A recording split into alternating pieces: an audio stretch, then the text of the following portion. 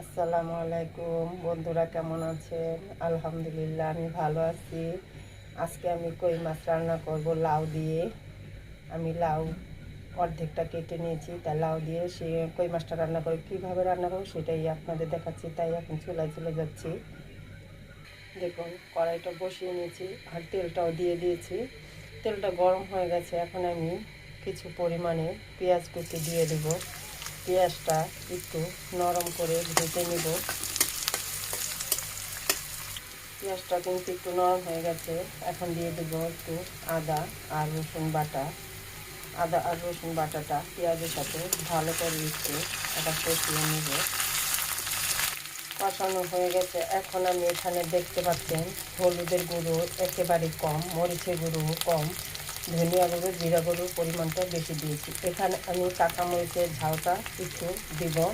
আর লাউর মধ্যে একটু ঝালের পরিমাণটা কম দিয়ে আর হলুদটা যদি হালকা হয় তাহলে কিন্তু তরকারিটা দেখতে খুব সুন্দর দেখায়।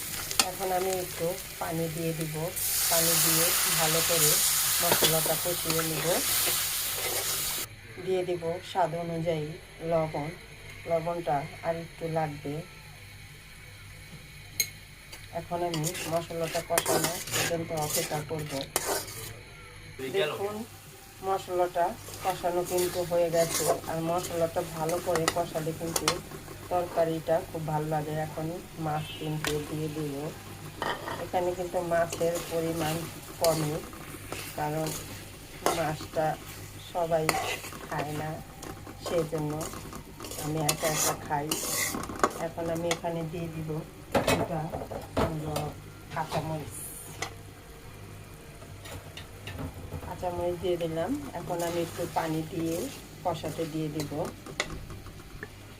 দিয়ে দিলাম পরিমাণ মতন একটু পানি। এই পানিটা দিয়ে মাছটা ভালো করে কষিয়ে নিব। এখন ঢেকে রেখে দিব। মাছটা কষানো হয়ে গেছে, এখন উঠিয়ে নেব। এখন লাউগুলো দিয়ে দিব। দেখুন, এখন আমি নেড়ে চেড়ে দিয়েছি, ঢেকে রেখে দিব। দেখুন, লাউটা কিন্তু গলে গেছে। আমি এখানে কিন্তু মাঝে মাঝে নেড়ে চেড়ে দিয়েছি। এখন পানি কিন্তু অনেকটাই আছে। এখন আমি পরিমাণ মতন একটু পানি দিয়ে দিব।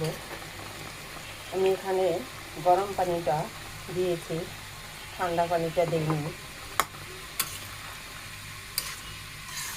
আমি গরম পানিটা দিলে লাউটা আর শক্ত হবে না, কিন্তু দেখা যায় যে লাউটা কিন্তু শক্ত হয়ে যায়। একটু ঝোল ঝোল রাখবো আর একটু পরিমাণে পানি দেব, আর দেবো না। এখন ঢেকে রেখে দেব। দেখুন, তরকারিটা প্রায় হয়ে এসেছে। এখন আমি মাছ কিন্তু দিয়ে দিলাম। ওই মাছটা এখন দিয়ে দিব। আমি একটা মশলা করে রেখেছি। মশলাটা আমি যদি লাউ মধ্যে বা শোল মাছে, বড় বড় মাছে যদি না দিই খেতে পারি না, আর আমার কাছে ভালোও লাগে না। তো এখানে কিছুটা পেঁয়াজ আর হচ্ছে জিরা, রসুন, একটু সবগুলো বেরেস্তা করে নিয়ে আমি পাতায় বেটে নিয়েছি। এখন একটু পানি দিয়ে গলিয়ে দিয়ে দিলাম। দিয়ে দিলাম স্বাদ অনুযায়ী একটু চিনি, কারণ চিনিটা দিলে একটু লাউ তরকারিটা খুব ভালো লাগে, খেতেও খুব ভালো লাগে। দিয়ে দিলাম ধনে পাতা, অনেকগুলোই ধনে পাতা দিলাম। এখানে কিন্তু টমেটো ইউজ করতে পারতাম, কিন্তু আমার কাছে ছিল না, সেই জন্য আমি টমেটো দিই নি। আপনারা ইচ্ছে করলে টমেটোটা দিবেন। এখন আমি বেশিক্ষণ না, 2-3 মিনিট চুলায় রেখে বলক দিয়ে নামিয়ে ফেলব। দেখুন বন্ধুরা, আমার তরকারিটা কিন্তু হয়ে গেছে। এখন আমি নামিয়ে নিব। বন্ধুরা, যদি ভিডিওটা ভালো লাগে একটা লাইক, শেয়ার, কমেন্ট করবেন, কমেন্ট করে জানাবেন।